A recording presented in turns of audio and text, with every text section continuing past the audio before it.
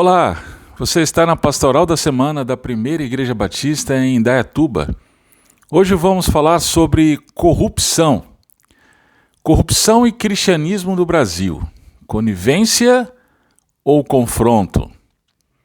A Transparency International é uma organização internacional com sede em Berlim, que atua no combate à corrupção em todo o mundo. Essa organização tem se destacado na conscientização de que a corrupção é um dos principais fatores da injustiça, impunidade e miséria. Essa conscientização se dá através da divulgação de pesquisas que expõem a corrupção em inúmeros países, como o Barômetro Global da Corrupção e o Índice de Percepção de Corrupção.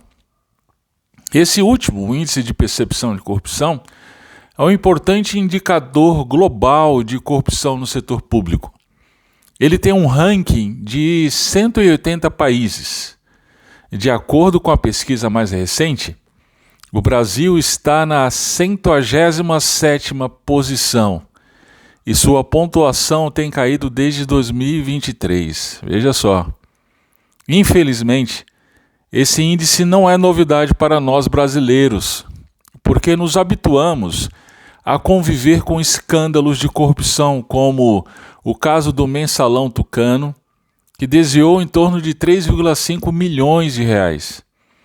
O caso da Lava Jato, que provocou um prejuízo de 88,8 bilhões aos cofres públicos, isso apenas na Petrobras. E o mais recente escândalo do INSS, cujo esquema fraudou cerca de 6,3 bilhões, com práticas que incluem corrupção, lavagem de dinheiro e falsificação. Isso só para mencionar alguns casos. Sim, ao longo de séculos, a corrupção em todos os níveis da sociedade tem assolado o povo brasileiro. Somos uma nação que desfruta de recursos naturais invejáveis, de riqueza colossal e um povo trabalhador. Entretanto, a corrupção nos tem condenado ao submundo do subdesenvolvimento. Diante desse contexto, como devem agir aqueles que professam a fé em Cristo? Será que a palavra de Deus nos dá orientação em como agir? Sim, claro que sim. Vamos ver. O processo de julgamento do apóstolo Paulo pelos romanos é bem interessante quanto a isso. No ano de 57 d.C., na ocasião em Cesareia, o apóstolo Paulo foi julgado sob o mandato do governador Félix. Isso está registrado em Atos 24. Lucas nos informa a respeito desse governador. Em primeiro lugar, ele era casado com Drusila, uma judia. Por que será que Lucas faz questão de trazer essa informação, hein? Vejamos. Drusila era a terceira esposa de Félix. Ela era a filha mais nova de Herodes Agripa I e irmã de Herodes Agripa II. De acordo com o historiador Flávio Joséfo, Drusila era casada com o rei da Síria, Azizo de Emessa, mas foi seduzida por Félix, que a levou a separar-se do marido e casar-se com ele. E ele fez isso por meio de um cipriota judeu que se passou por feiticeiro, imagina só. A partir daí, podemos perceber o caráter do homem que, na ocasião, foi responsável pelo julgamento de Paulo em Cesareia. Porém, tem mais. Lucas nos informa que Félix esperava que Paulo lhe oferecesse dinheiro. Por isso, o mandava chamar com mais frequência e conversava com ele. Isso está em Atos 24, 26. De acordo com Flávio Joséfo, Félix era conhecido como um governador corrupto e que frequentemente aceitava propinas. E como Paulo reagiu a isso? Esse é o nosso ponto aqui, vamos lá. Em primeiro lugar, Paulo não se deixou contaminar. Lucas nos informa que Paulo ficou sob a custódia de Festo por 2 anos. Ao longo de todo esse tempo, o governador chamou Paulo com frequência e conversava com ele em particular. A expectativa do romano era que Paulo lhe desse dinheiro. Tente se colocar no lugar de Paulo. Tratado com cordialidade, mas com a sua liberdade tolhida. Semana após semana, mês após mês, pressionado a ceder aos apelos da corrupção. Bastava um gesto. Quem sabe a igreja de Jerusalém pudesse levantar uma oferta e entregar ao governador. Logo o apóstolo estaria livre novamente para anunciar a Cristo onde ele quisesse. Mas aí está o problema. Uma vez livre por meios ilícitos, como Paulo iria anunciar o evangelho? O apóstolo mesmo escreveu sobre isso ao jovem Timóteo. 1 Timóteo 2, verso 1 a 3, verso 4 e 8 diz: Antes de tudo, exorto que se façam súplicas, orações, intercessões e ações de graças por todos os homens, pelos reis e por todos os que exercem autoridade, para que tenhamos uma vida tranquila e serena, em toda piedade e honestidade. Isso é bom e agradável diante de Deus, nosso Salvador, que deseja que todos os homens sejam salvos e cheguem a um pleno conhecimento da verdade. Quero que os homens orem em todo lugar, levantando mãos santas, sem ódio nem discórdia. Veja, levantar mãos santas. Isso significa se colocar diante de Deus de maneira incorruptível. Esse é um dos grandes desafios da igreja brasileira. Diante de uma sociedade que tem a corrupção enraizada em todos os âmbitos, precisamos rogar que a graça do Senhor nos mantenha incorruptíveis. Caso contrário, o testemunho do Evangelho será comprometido. Então, em primeiro lugar, Paulo não se deixou contaminar. E em segundo lugar, Paulo confrontou a corrupção do governador com o Evangelho.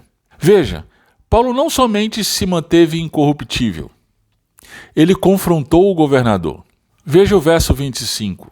E discorrendo ele, Paulo, sobre a justiça, sobre o domínio próprio e sobre o juízo vindouro. Perceba os assuntos que Paulo expôs para Félix que Lucas faz questão de mencionar: justiça, domínio próprio e o juízo vindouro. Paulo pregou o evangelho para Félix e a esposa. Veja, Paulo não passou pano para o governador.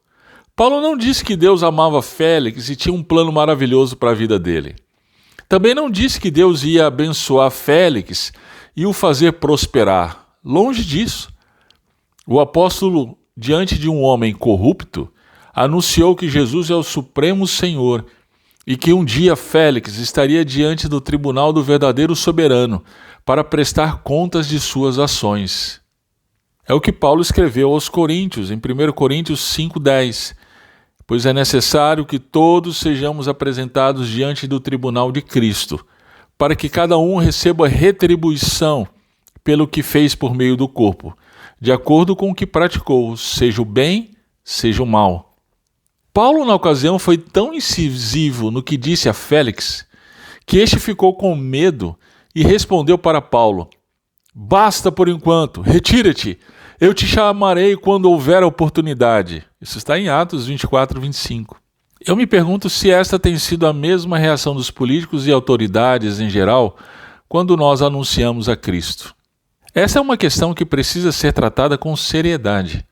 O testemunho do Evangelho está em jogo. Diante disso, acredito que o testemunho de inúmeras igrejas cristãs no Brasil tem sido ineficaz. E isso por algumas razões. Em primeiro lugar, pragmatismo. Muitas igrejas adotam a filosofia do crescimento como fim em si mesmo. A partir disso, tornam-se seguidoras de Maquiavel e cedem seus princípios morais com a justificativa de que os fins justificam os meios. O problema é que, agindo assim, tornam-se tão corruptas quanto a sociedade. Este é o caso de igrejas sem transparência financeira, sem relatórios públicos, sem comissões de análise. Em segundo lugar, o hedonismo. Igrejas cristãs hedonistas estão comprometidas com seu bem-estar e alimentam isso com músicas, programas, shows, etc. Sendo assim, formam toda uma geração de crentes que não estão dispostos a perder, caso o testemunho do Evangelho esteja em jogo. Essas pessoas cedem moralmente ao primeiro sinal de que seu bem-estar pode estar comprometido. E por último, a teologia superficial.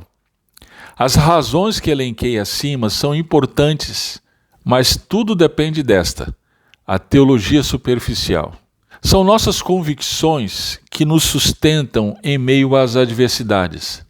Foram as convicções de Paulo em relação a Cristo que o mantiveram firme em meio à perseguição, à tentação de flexibilizar sua fé e de se corromper. Diante disso, eu pergunto: como dar testemunho mediante pressão se professamos a fé em um Jesus que não sabemos exatamente quem é? Como nos manter firmes se celebramos uma salvação que não sabemos ao certo do que se trata? Como estar dispostos a perder o bem-estar imediato se não entendemos o reino e sua justiça? Como se posicionar e confrontar a corrupção se não conhecemos a palavra de Deus? Que Deus nos ajude.